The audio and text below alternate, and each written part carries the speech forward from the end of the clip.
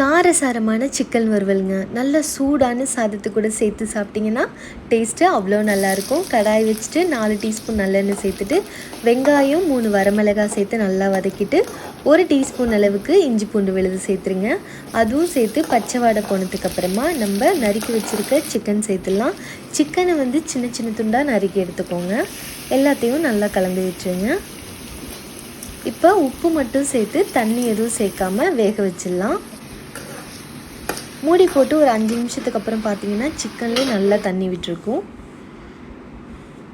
சிக்கனில் தண்ணி விட்டதுக்கப்புறமா மசாலா சேர்த்துடலாம். எல்லாம் கலந்து விட்டு இப்போ வந்து 1/4 டீஸ்பூன் மஞ்சத்தூள், 1 டீஸ்பூன் அளவுக்கு மிளகாய்த்தூள் சேர்த்துருங்க.